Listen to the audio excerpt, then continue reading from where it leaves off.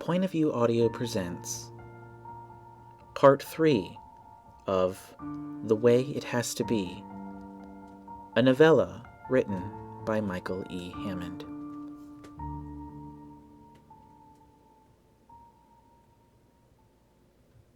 The memories were flowing back to me like water running from a tap.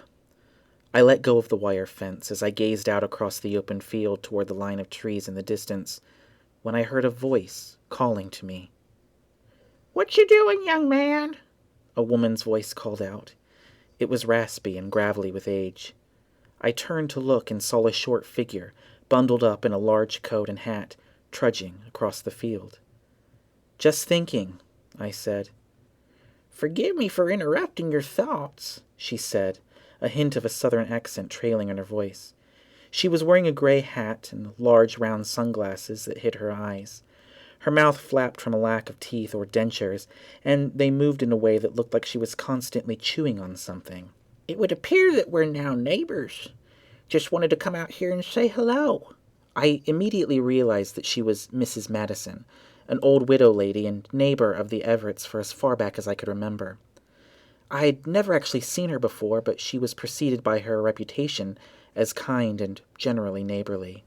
She made her way over to me, and I could see that she was much shorter than I had originally expected. She was hunched over, and her movements were rather stiff, but she seemed to carry a cheerfulness that was welcoming in this cold and dismal weather. "It's all changed so much, hasn't it?" she said, looking out across the field. "Time changes everything." I looked at her and nodded, not really sure how to respond. "You look at me like I don't know who you are, young man," she said. "You're Ben Saunders, aren't you?" "I am," I said, surprised. "Old Mrs. Madison ain't lost at all," she laughed. "I remember back when you was young, you and little Blair were always running around together, having a good old time. It's hard to forget things like that, you know." "Yeah," I mused. I was almost speechless. There was a long pause as the two of us just stared out across the open field. "I know why you're here," she said, breaking that silence. "The Everetts left you their house. You aren't sure why, and you aren't sure if you even wanted after that tragedy, but you just had to come back and look at it all one more time." "That's right," I said. How did you know?" "I'm old now too, Mr. Saunders," she said with a smirk. "I know how important it is to get a little glimpse back into your past." "Looks like my walk through the past might be over now," I said. "Why's that?" she said. I merely motioned toward the fence. "Looks like we can't go much further than this." "Oh, this old thing," she said, shaking her head. "I can assure you nobody's going to care if we take a little walk back in that field. I'm the only one out here for miles and miles, and I ain't going to say nothing." I smiled and ducked my way through the wire fence. "Care to walk with me, Mrs. Madison?" I asked, holding open the fence for her to cross. "Don't mind if I do," she said. "These old bones could use a nice walk. Where you planning to go? The field? The woods? Maybe a little further?" "A little further," I confirmed, almost to myself. We crossed over the fence and began walking through the pasture. The grass was a shade of frozen, frost-bitten yellow, cracking and crunching underfoot. The landscape hadn't changed all that much from what I'd remembered. Small rolling hills and nondescript lands, covered by tall, flattened dead grass and the occasional patch of thistle stalks, standing much taller than the both of us combined. As we walked, I seemed to open my heart to the old woman, telling her about everything I could think of. I told her about how Blair and I had met, about the magic shop, and about how we planned to practice magic. Surprisingly, she didn't think it was all that odd, and found the idea of what I was saying to be quite amusing. "Don't look so surprised," she said, her jaw continuing to chew. "After all, I dabbled a bit in the witchcraft back in the day before my husband passed away. Oh, but that was back when I was a young woman." After walking for several minutes, we came to a frozen creek bed. It was much like I remembered it, gashed deep into the pasture in a zigzag motion, cutting the land into cliffs and grassy knolls. In the past, it had always been difficult to navigate the terrain without getting wet, But now that we were in the midst of winter, the riverbed was frozen solid, making for a nice path to cross. I carefully helped Mrs. Madison across the ice so that she didn't fall, and we continued on. As we passed along the first bend in the creek, I noticed in the nearing distance a tall, round hill that seemed out of place amidst the sea of smaller hills. It was the highest point in the entire pasture, and looking upon it, I could make out that the river had cut the back side of the hill into a steep cliff. I pointed to the hill, giving Mrs. Madison a smile. "Look at that," I said, feeling a memory of warmth ease inside me. "That little hill was always one of my favorite places in the world." Miss Madison simply smiled. "We called it Lookout Point," I continued on. "From that spot you could see just about everything there is to see around here. In fact," I laughed, "Blair and I would often race from the base of the cliff to the top of that hill, and let me tell you it wasn't as easy as you'd think. One wrong move, and you'd simply tumble down into the creek." "Oh, to be young again," Mrs. Madison mused. To be young again, indeed.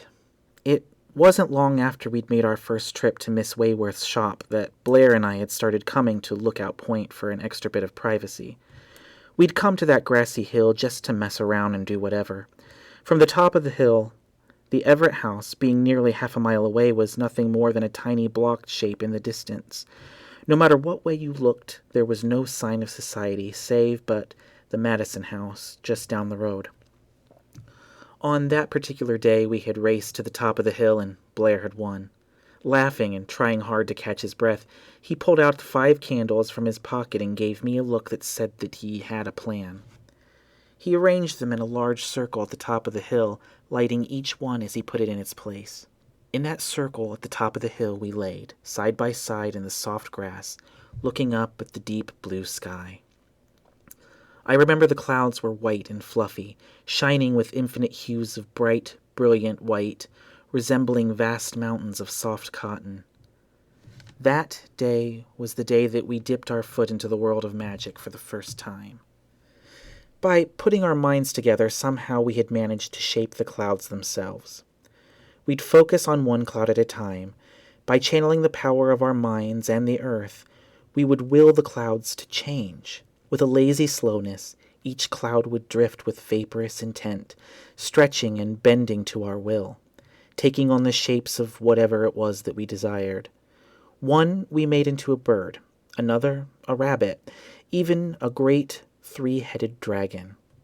To this day, I'll never know if what we did to those clouds could be seen by anyone else, or if it was simply limited to our view from the circle at the top of that little hill. Once we got bored of shaping those clouds, we simply sat in the silence, staring up at the peaceful sky as a soft breeze blew around us, those puffs of white velvet clouds drifting freely across the vast expanse of the endless blue. After a while, Blair sat up from the soft grass, gazing far out across the land. Something in his expression had turned noticeably serious. "What's going on?"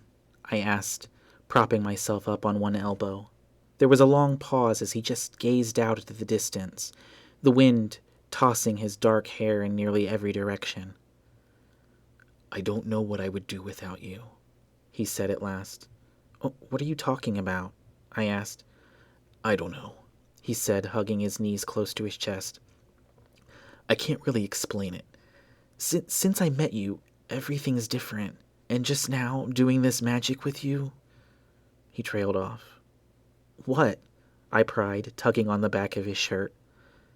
He turned to meet my gaze, his emerald green eyes solemn and intent. "I've never felt so close to anyone before," he said, then quickly averted his eyes. "I can honestly say that you are the best friend I've ever had, but it feels deeper than that." Somehow I knew what he was getting at, for I had felt the same thing, but it was just one of those things that seemed too scary, too frightening for 2 guys on the edge of 17 to actually come out and say. I sat up on my knees and took his hands in mine. I felt it too. I smiled. And to think that we never would have met had it not been for that stupid party. "It's just like I said," he smiled warmly, his eyes growing bright. "All the things are guided by the hand of fate. Everything happens for a reason. Do you believe it?" "I do," I smiled honestly. We sat for a few minutes enjoying the silence of the meadow around us, the simple company shared between two people content with the world. I watched as sunlight spilled from the clouds overhead, casting patches of light and shadow to crawl across the wind-tossed grass. "I just love it here," I sighed. "Me too," he agreed in a whisper. "Perhaps one day we can live here together, and all of this will be ours." "I would love that," I said with a laugh. He sat up on his knees and looked me intently in the eye. "Let's make a pact," he said, pulling a small knife from his pocket. "One day, my house will be our house, and all of this will be ours. I, Blair Everett, bind in blood that if we both cannot have this house and land, no one can have it," he said, as he slid the knife across his palm, and a fine line of blood trickled down from the steel. He handed me the knife. "I, Benjamin Saunders," I repeated, "bind in blood that if we both cannot have this house and land, then no one can have it." I slid the cold steel across my palm, and there was a sting as I felt the blade cut through my skin. Warm blood trickled out of the cut and began to drip down my wrist. With that, Blair extended his hand in invitation, and I took it, feeling the sticky warmth of his blood in my own. "It is the way it has to be," he said as he squeezed my hand in his. "It is the way it has to be," I repeated, squeezing his hand back. With that, the promise was made, sealed by the mixing of our blood, binding it to the hand of fate. I couldn't tell if it was the cold wind in my face or the memory of the promise made, that promise which would never come to pass, that brought the sting of tears to my eyes. I found myself back in the pale, frozen land of the present, a dull ache settling in my chest as I remembered that pact that we had made all those years ago. The words seemed to sting inside me, and I questioned if the house being left to me was the cruel hand of fate's sick and twisted sense of humor. "Wow," Mrs. Madison brought me back to reality. "This is quite a view." We were standing atop Lookout Point, the cold and icy breeze stinging my face and ears. I looked up to the gray sky and watched as the steady blanket of stony gray clouds hid back any hint that there might be something beautiful and blue lingering just beyond the gloom. I stood the precipice of the great cliff, gazing out across the rolling hills of colorless meadow. Nearly another half-mile from where we stood, I could see the line of small, bush-like trees in the distance. The woods appeared almost black in the dismal, monochrome world. Never had I seen the trees without their vibrant green crowning of leaves. "What's got your attention now?" Mrs. Madison asked. I nodded in the direction of the trees. "The old woods," I said, and swallowed deeply. "It's funny, but I can almost feel the place looking at me." I continued to gaze in the direction, feeling my heart pounding in my chest. "It's the first time I've been this close since—" "Yeah," she cut in. "I know." I turned to look at the old woman, her round sunglasses concealing any trace of emotion that might be felt in her eyes. "What am I doing here anyway?" I asked. "Why did I come back?" "Because you had to," she said in a comforting voice. "You had to, and you know it." Something about her words struck a chord in me, and they felt like the words of wisdom, the words of truth. As I gazed out across the open expanse, all time seemed to stop. Somehow I knew that she was right. This little stroll down memory lane was something I had to do. I looked at her again and saw the faintest hint of her eyes looking at me from behind the dark lenses. It was as if she could see right through me. After all these years, this woman, this stranger, seemed to be my only link to the past. She was the only person in all the world that I could tell my story to, the one person who even stood a chance to understand it. My eyes turned from her aged face toward the line of trees once again.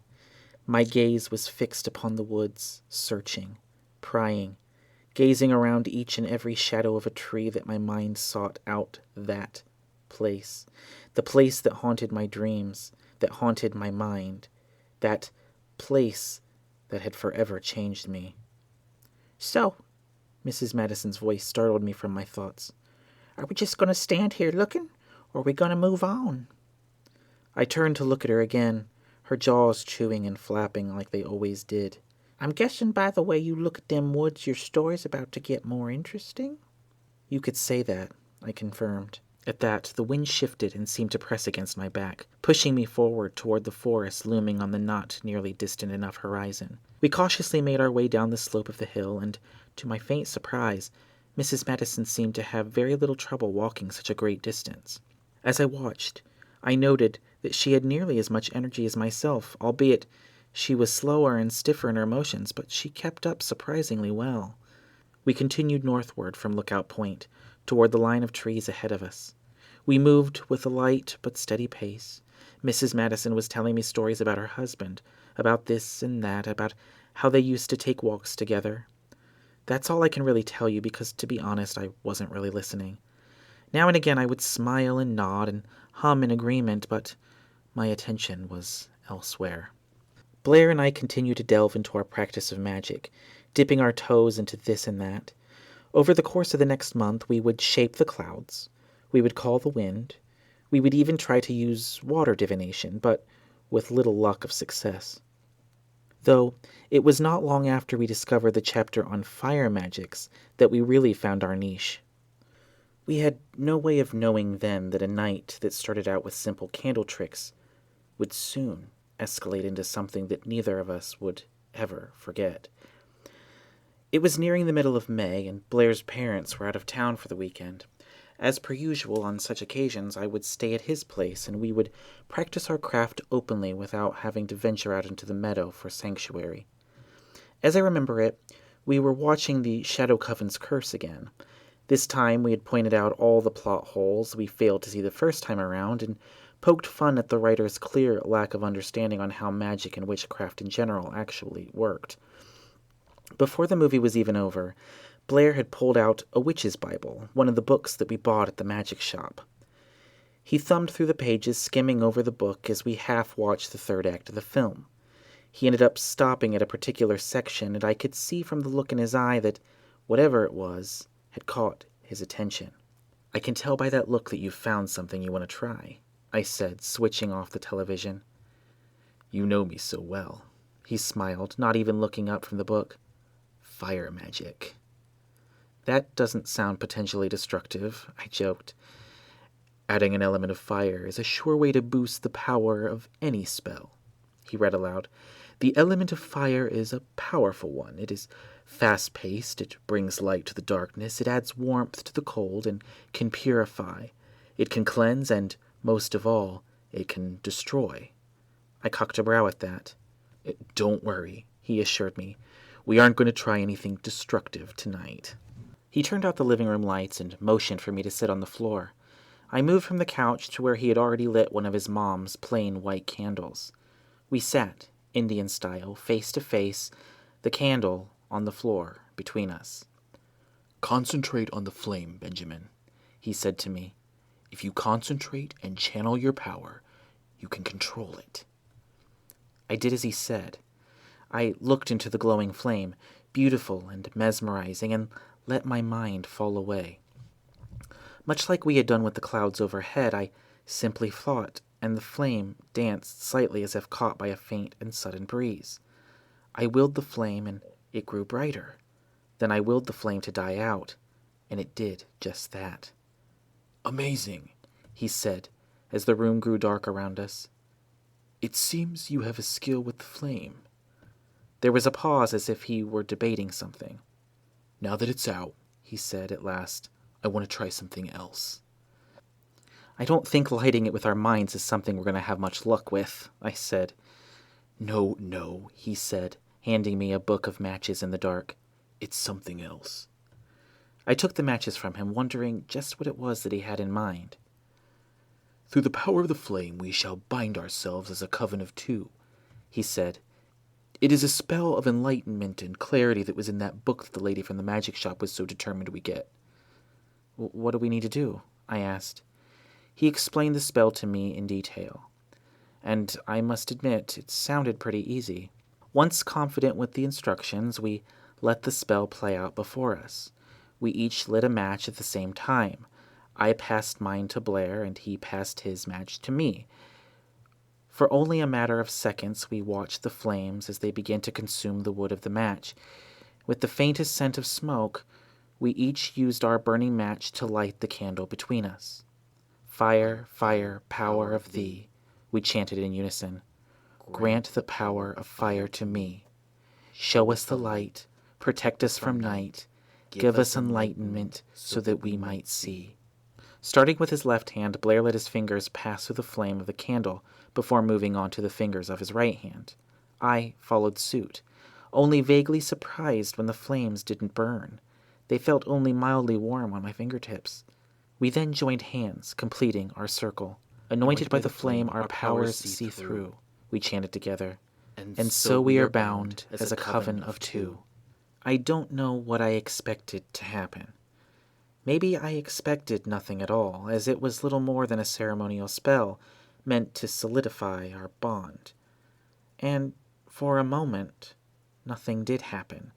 We just sat there, our hands joined, the candle burning in that space between us. The shadows that we cast danced gently on the walls in the darkness of his parents' living room. There was a peaceful stillness to it all, a feeling of being content. He was looking into my eyes and I into his when the shadows of the room seemed to shift. It was something almost undetectable, save but for the way it felt. Everything was the same, but everything was suddenly different. I noticed things I had never noticed before. The stiffness of his brow, that intense green of his eyes, the sharp edge of his jaw. I had seen these things a million times before, but for the first time I was really beginning to notice them. There was a stirring within me I couldn't quite explain as I simply looked at this man in front of me. His eyes grew darker, somehow softened by the flickering candlelight. He was looking at me with a strange and almost desperate look, a look I had only caught in the slightest glimpse that day back on Lookout Point. We had always been close, ever since the day we first met. Every time we combined our powers to cast some spell, I felt even closer to him than I did before. It was in those moments, followed in the wake of our combined power, that our closeness always seemed intensified. It was in those moments that no matter how close we were, it just didn't feel like enough. And that is exactly how it felt that night. There was a burning inside me, a burning like fire as I felt more than ever that close bond that we had always shared. As I looked at him, I noticed his lips began to part, as if he were about to say something, but the words never did come. My grip on his hand only tightened, and I pulled him across the candlelight, closing that space between us, pressing his lips into my own. I pulled myself away in shock at what I had just done. There was a look of confusion twisted on his sharp features of his face. I was prepared to apologize to him for my rash and unexpected actions, but he didn't even give me the chance. Instead, he pulled me closer, kissing me hard with his soft lips. I cannot quite say what happened next. I remember the need for closeness, as if no matter how hard we tried, we just couldn't get close enough. Our clothes came peeling off as we made our way from the living room, up the stairs, and to his bedroom. He picked me up and dropped me on his bed, knocking over the end table in the process. I remember looking at his body for the first time as he fumbled to pick up the end table. I remember suddenly realizing that he was the most beautiful creature I'd ever seen. "Ignore it," I said, pulling him back on top of me. What little clothes were left by that point were promptly ripped off until there was purely skin against skin. I ran my fingers across his back as I kissed his neck. I surrendered myself to his desire, doing things I never thought I'd do. But then again, that's how I always summed up my entire relationship with Blair, doing things I never thought I'd do. Everything after that was a blur of passion and bliss. The pinnacle of our entire friendship apexed in one moment of raw and unbridled power, unleashed for the first time. By the time that it was over, we were lying together, our bodies drenched in sweat, our hearts pounding as we struggled to catch our breath. Truth be told, I never so much as felt a hint of attraction to someone of the same sex in my entire life, so you can imagine that all of this came as quite a shock to me. I half expected to feel dirty, to feel some kind of shame at what we had done, as if we had simply given in to some unexplainable lust. Perhaps explain it away as the result of the fire spell that we had attempted. But that was not the case. It was as if this entire time we were dancing around something we both knew we felt, and this spell had burned away the need to hide our feelings from each other. It was as if, for the first time since we met, the truth of our connection had finally been realized. It went beyond friendship. It went beyond gender. We were connected. Mind, body, and soul. I still remember how we laid in the darkness of Blair's room, as moonlight spilled in through the windows. My fingers were tracing the outlines of his pale body as we simply looked at each other and smiled.